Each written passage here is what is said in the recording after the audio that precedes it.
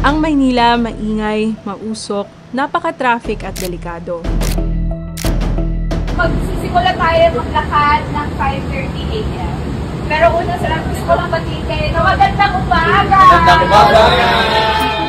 Noong May 26, sumama kami sa inorganized na community walk ng Move as One Coalition sa EDSA. Nakisama rin si Transportation Secretary Vince Dizon.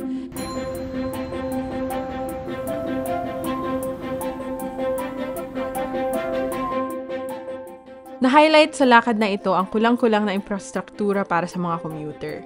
Nagsimula kami sa May Makati kung saan nagbigay ng reminders ang organizers.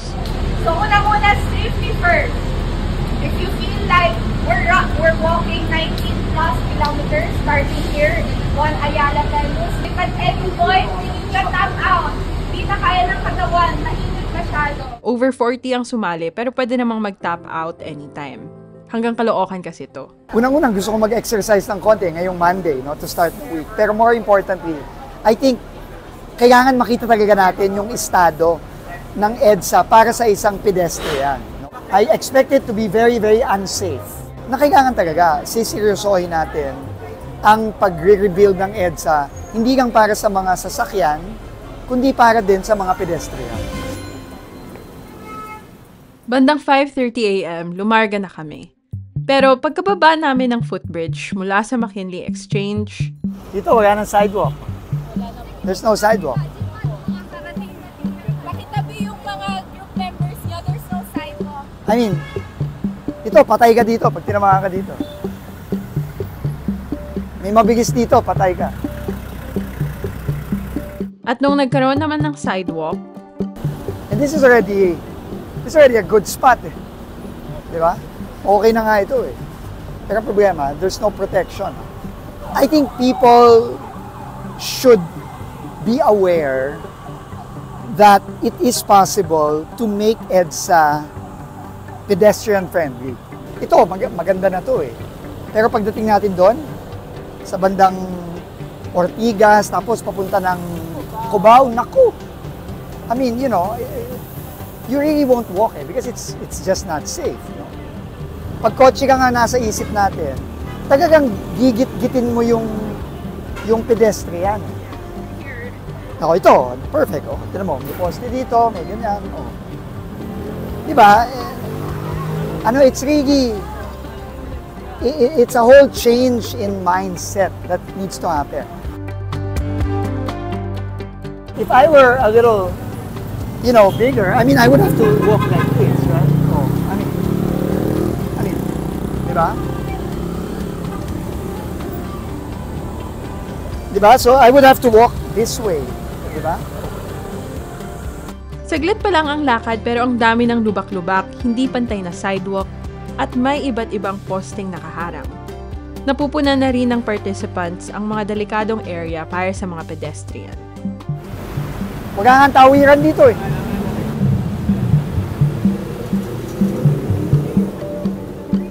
Yeah, dapat ito. Pero walang marker. Dapat ito eh. Dapat ito yung pedestrian eh.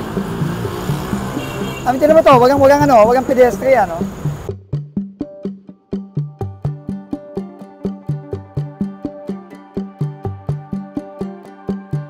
May daanan naman tulad nito na para bang susugatan ka pa. Yeah.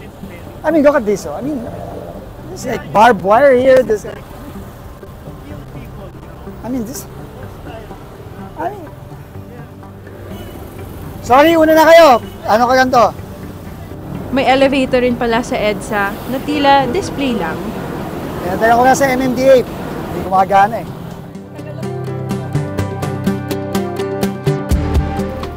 Dapat, ano siya, functional. No, it's functional na. They just didn't turn it on. I don't know why.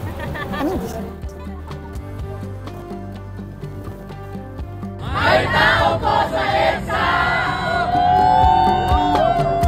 After 4 kilometers, nakarating na kami sa Mandaluyong. May taho break, kumustahan. Bye, Sek. I'll see you soon. Magkita tayo. Thank you, Sek. Dito na rin humiwalay si Sec Dizon para sa isang press con. Nakipagtsikahan naman tayo kay Kier. Isa siya sa mga volunteer ng community walk. EDSA used to represent people power, the people itself. It used to represent people, and today's time, it's not for the people. It's for the cars na mostly. I'm hoping na sana kasama yung tao when they plan about EDSA. When they plan about the things that they will be putting here. I believe naman na marami talagang sasakyan at kailangan i-decongest ng Makamaynilaan. But still, let's not forget about those people na wala namang kakayahan magkaroon ng sariling sasakyan na umaasa sa pag-commute. Tatawid po tayo! Okay, stop muna. Stop now! Stop po muna, everyone! Si Howard naman, isa sa advocates. Full of new experiences para sa kanya ang araw na ito. Like today is the first time I rode the busway. Really? Yeah, and How was the experience? you know, riding the bus is okay, but getting to the busway, it was a challenge because it's in the middle of EDSA, so there are only certain access points. So you have to figure out where your access points are, and depending where you're coming from, it could be a long walk, right? Isa yan sa mga kailangan ayusin ng gobyerno ayon sa mga nakausap ko. Hindi enough na may public transportation system tayo. Ang mga terminal natin ay hindi interconnected. Mahihirapan ka sa pag-transfer sa susunod na sakayan.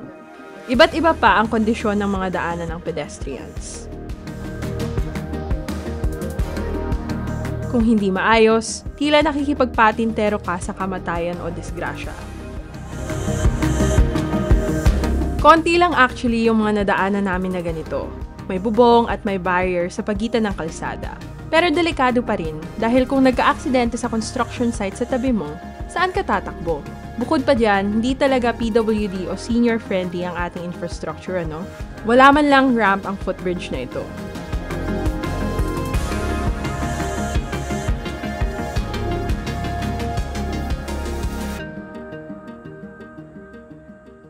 And then pedestrians are forced to walk here sa bike lane.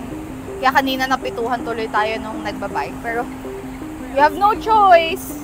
This is Abigail, our leader for the day. Sabi niya the community walk was initially scheduled at 1:30 p.m. Oo, sobrang init siguro. Pero over 90 daw yung nag-sign up doon. To be honest, we invited a lot of government partners. We invited DPWH, MMDA. We extended the invite to different agencies as well. So this isn't only SecDizon na in-invite namin, but SecDizon said yes. It's the only one. Yeah, from the agencies. Napag-usapan din namin yung struggles ng mga babaeng commuter, lalo na kapag madilim na. Buti sa mga oras na ito, may sense of safety pa kami kahit papaano. May araw pa at marami kaming magkakasamang maglakad.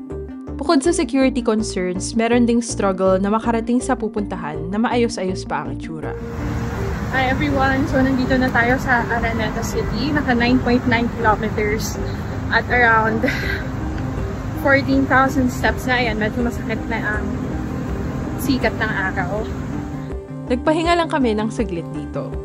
As we continued, naging mas mahirap pa ang aming paglalakad. Konti lang ang may actual sidewalk at hindi pa pantay ang daan. For the past 2 kilometers, which is, it's something po na you make you think na ang hirap pala maglakad sa EDSA kasi so far from our last stop, which is Cubao, to our next stop, which is GMA Kamuning, sobrang daming bus stop, the mga terminal, yung mga sakayan ng bus papuntang province. And makikita kasi na ang hirap, lalo na if uuwi kang probinsya. So, ang layo ng lalakarin mo from the nearest bus stop, the EDSA Carousel, or the MRT.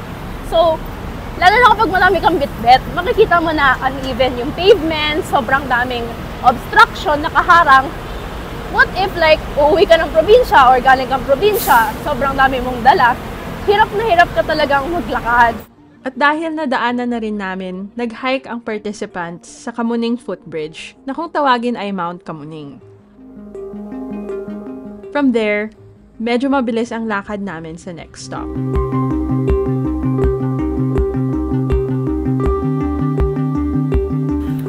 So we are at the 14-kilometer mark. Nag-stop na yung group sa Eton Centris. Ito, ayan.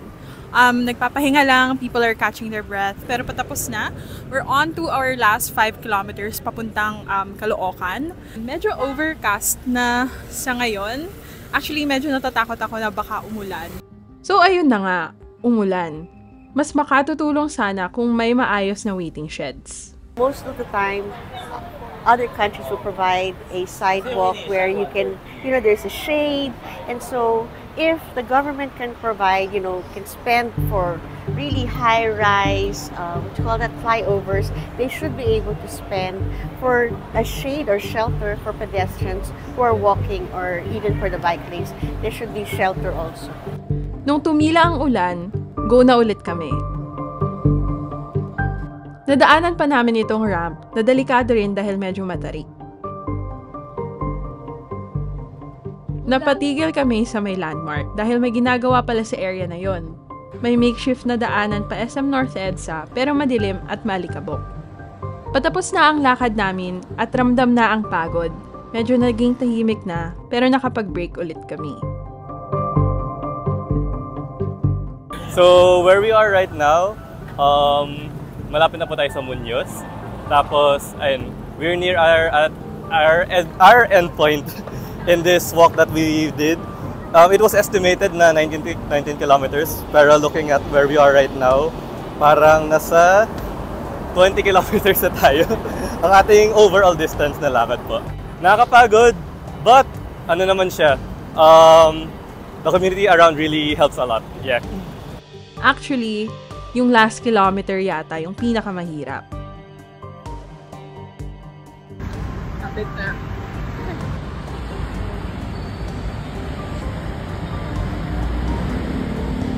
We are now dito sa ating last point, which is the Caloocan City People's Park dito sa Monumento.